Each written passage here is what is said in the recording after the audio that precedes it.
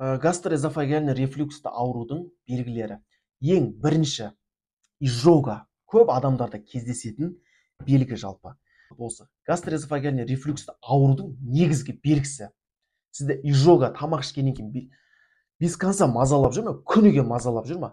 Значит, асқазан мен өңештің арасында сфинктердің қызметі дұрыс жұмыс жасамайтындығының көрінісі жалпы 90-95% деп айтсақ болады. Сонымен қатар кекіру және құсу.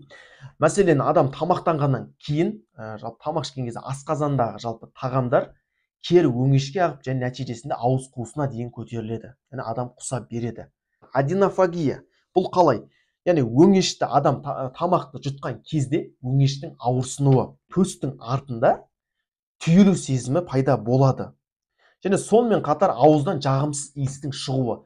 Достар, бұл жерде мәселен асқазандағы жалпы өңештің дұрыс, жалпы сфинктердің дұрыс жұмыс істемеуінен жалпы асқазандағы тұз қышқылы өңешке түсіп, сол жерде қабыну процесін тудырады деп айттық қой. Бұл жерде pH-тың көрсеткіші, бұл жерде pH-тың көрсеткіші өзгереді өңеште. Соның нәтижесінде ауыз қуысынан жағымсыз иіс шығады. Тұсында бір бөгде бір зат тұрғандай сезім пайда болады. Енді еміне келетін болсақ, достар, бұл жерде ең бірінші бұны анық көрсететін жалпы ФГДС. Фиброгастродуоденоскопия.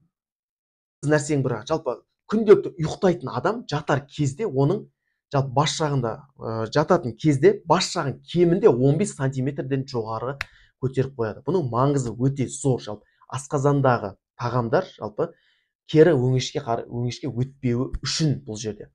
Сонымен қатар ең маңызы диета номері бірінші стол. Кофеинді тоқтату, сонымен қатар темекі, арақты мүлде тоқтату қажет. Егер аурудан айыққысы келетін адамдарға. Бетінше дәрі-дәрмек қабылдаудан тыйылу керек.